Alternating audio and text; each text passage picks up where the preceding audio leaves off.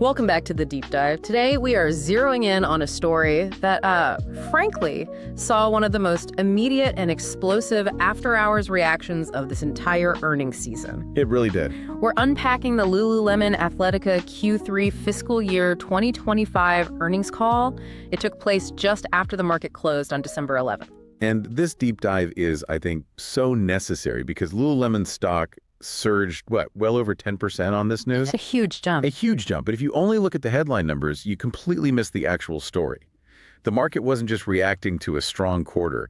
It was reacting to the ultimate qualitative catalyst, a major leadership change. A change that just overshadowed every single financial metric they reported. Completely. Exactly. So our mission today is to look behind that surge and really understand the operational reality, the good and the bad, that prompted what analysts are calling this strategic reset. Right. So let's start with the facts. What were those Q3 headline financials that set the stage? Well, the financial performance, if you look at it in a vacuum, was undeniably robust. Yeah. So it started with the bottom line. GAAP diluted earnings per share came in at $2.59. Okay. And what was the expectation? Well, that's the thing. The consensus estimate was way lower, around $2.21. So that's an earnings beat of over 17%. 17%. Wow.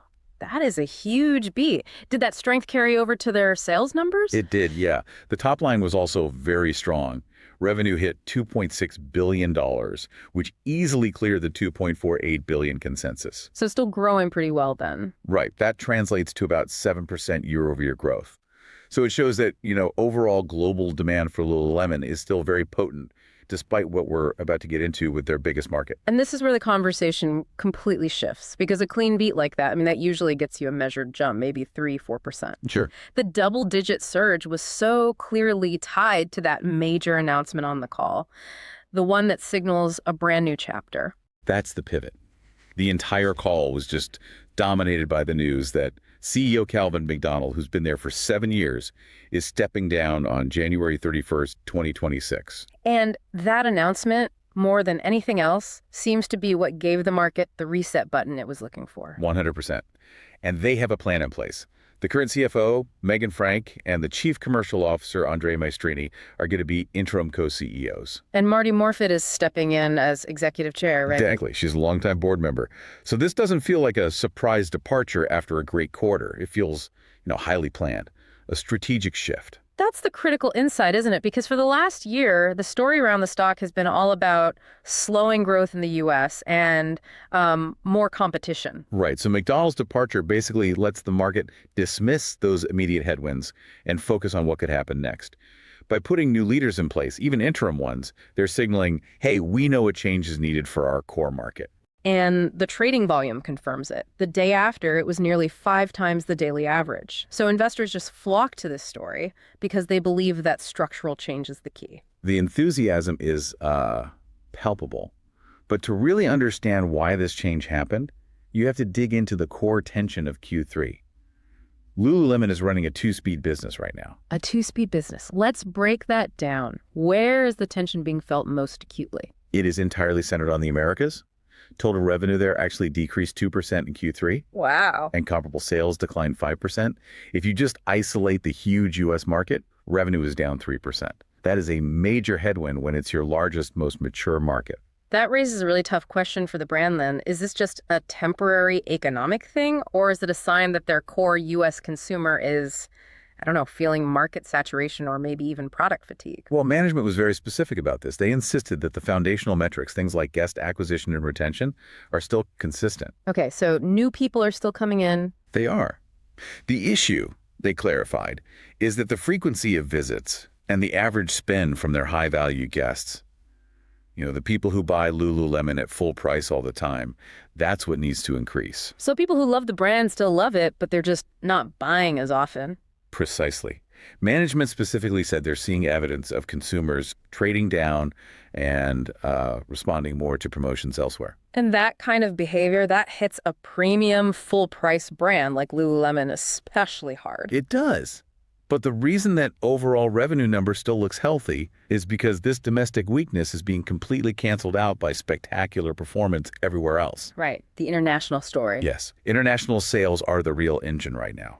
Revenue there increased 33% overall. 33%. The real powerhouse was China Mainland, which grew revenue an astonishing 46%. 46. That's incredible. Tom's up 24%. Yeah. And the rest of the world segment grew 19%. So international is not just helping, it's carrying the entire growth narrative. But that strong top line, it kind of masks another huge problem they're grappling with, which is the rising cost of actually doing business.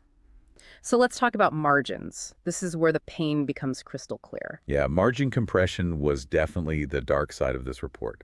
The gross margin dropped 290 basis points year over year. It settled at 55.6%. And operating margin was even worse. It was. It fell 350 basis points, hitting 17%. So for listeners who aren't, knee-deep in financial reports every day, what does a drop of 350 basis points in operating margin actually mean for their bottom line? It means the profit they're making from every dollar of sales, after you account for the cost of goods and operating expenses, has shrunk a lot. They're basically fighting harder and spending more to get the same product to market. What are the specific forces driving that massive contraction? It's a very costly cocktail of two things: macro policy and competitive strategy.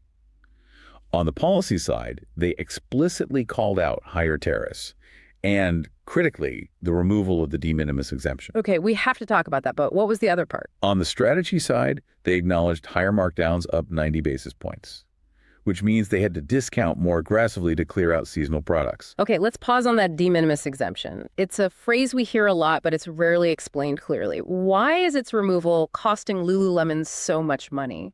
Well, it's all about import taxes. Previously, that exemption allowed goods imported into the U.S. under $800 to come in duty-free. Right. And Lululemon, like a lot of apparel companies, sells a ton through their direct-to-consumer channels. That means lots of small individual packages. Once that exemption went away, they started getting hit with full-scale tariffs on almost all of them. So instead of being a duty-free small package, every pair of leggings shipped from an international facility to a U.S. customer is now taxed at the full higher tariff rate. That has to be a huge drag on profitability. It is. The trade environment is acting like a massive tax. And that brings us back to why this reset is so necessary. Let's look at the action plan they laid out. And they did stress the benefits are heavily weighted toward 2026. Okay, so they've formalized this fix into 3 pillars. Let's start with pillar 1, product creation. Product creation is the core of the brand. And the challenge they admitted to was speak to market. Their product development process was historically slow, like 18 to 24 months. That's an eternity in fashion. It really is. That means they were making decisions today about what a consumer would want 2 years from now. It's a huge risk. So what's the new goal? The goal is to slash that cycle down to 12 to 14 months. That lets them be much more responsive. They're also targeting new style penetration to hit 35% next spring. Meaning a third of the product on the shelf will be brand new. Exactly.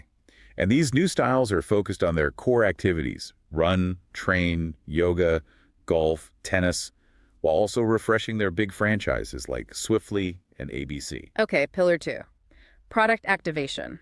This is about the store experience, right? They used an interesting word, clutter. Yeah, that was a great operational detail. They're running tests in places like LA and Miami to reduce clutter and product density.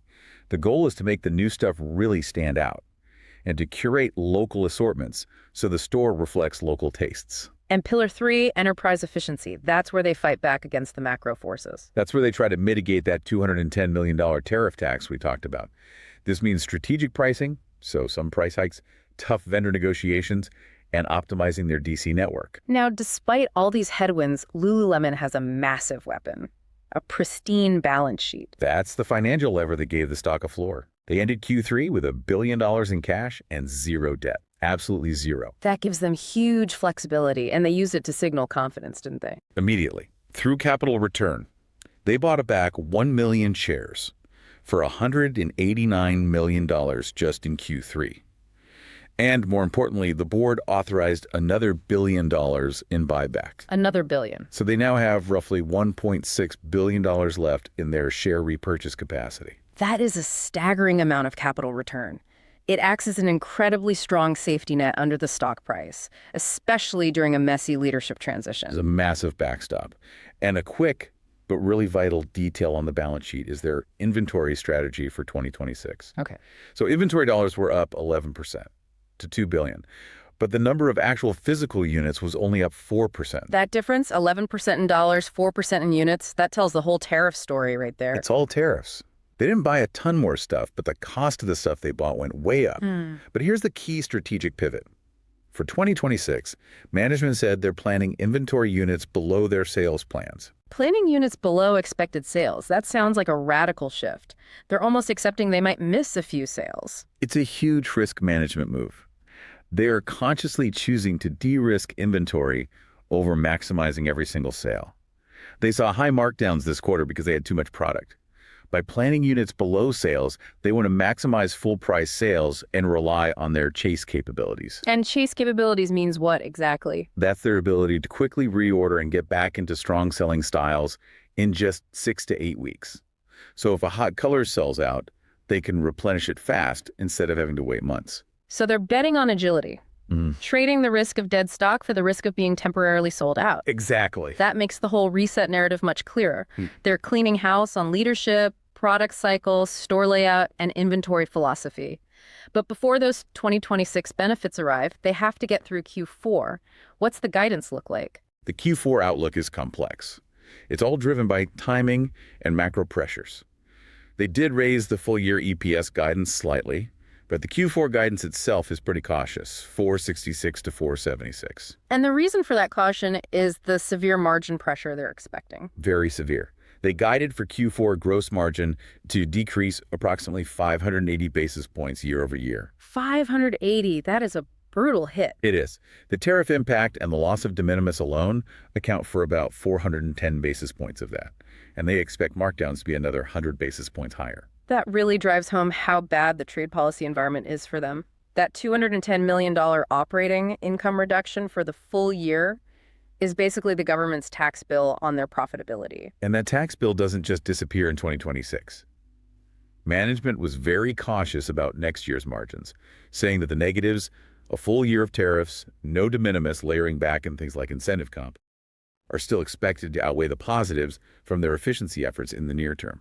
Okay, we've covered the beat, the CEO pivot, the two-speed business, the tariff tax, and the three-pillar action plan. Now it's time for the segment where we synthesize all this and talk about the investment implications. This is an important segment to listen to, but as always, we have to stress, this is not financial advice. This is a thought experiment based entirely on the narrative the company provided. And the core thesis the market is running on seems simple. The CEO exit guarantees a turnaround, and that massive $1.6 billion buyback provides a hard financial floor. That's it. The company is actively telling Wall Street that Q4 is going to be messy. A 580 basis point drop in gross margin, but the stock ripped higher anyway. The market is ignoring that near-term risk because it sees the long-term reset and the buyback as a safety guarantee. It's a bet on governance and capital return over quarterly execution. Exactly. So if the market has already rewarded the narrative while ignoring the messy Q4, what's the outrageous but plausible trade idea here? The trade is to go long LULU, but, and this is critical, you have to hedge that known Q4 downside risk using options. Okay, so how do you do that? Well, the implied volatility before earnings was already high. The market was expecting an almost 12% move, so there's still premium there. You buy the stock, and then you sell out-of-the-money put options for a Q4 2025 or early 2026 expiration. And by selling those puts, you're collecting premium. Right. You choose a strike price well below the current trading level. The cash you get from selling those puts effectively lowers your cost basis on the stock you just bought. So you're betting the stock won't drop significantly, even if the Q4 numbers disappoint on those tariff costs, because the reset story and the buyback are already acting as a structural backstop. Precisely.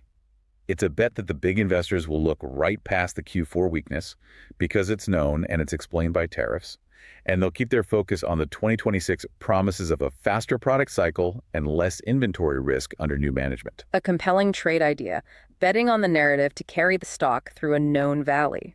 So to recap this deep dive, Lululemon delivered a clean Q3 financial beat, but the story was instantly rewritten by the CEO transition. A transition that investors immediately crowned as a strategic reset catalyst, fueling that double-digit stock surge. And underneath all that excitement, the business is fundamentally split. Stellar international momentum, especially from China, is making up for a slowing and promotionally sensitive Americas segment. And all of this is happening while the company fights a severe margin battle driven by hundreds of millions in costs from tariffs and the removal of the de minimis exemption. Their operational response is a detailed plan focused on increasing product speed and cleaning up the store experience, all underpinned by a pristine balance sheet and a fresh billion-dollar buyback. So what does this all mean for you, the listener, looking ahead to next year? Given management's extremely conservative inventory plan, aiming for units below sales and leaning on those chase capabilities, the provocative thought you should leave with is this. Can Lululemon execute this shift and maintain inventory discipline without creating chronic out-of-stock issues? Issues that could potentially drive their high-value, full-price consumer to competitor brands and ultimately sacrifice the very premium pricing power the brand is famous for. That tension between being conservative with inventory and brand availability. That will be the key operational struggle for Lululemon in 2026. That operational balancing act will be fascinating to watch. Thank you for guiding us through this material.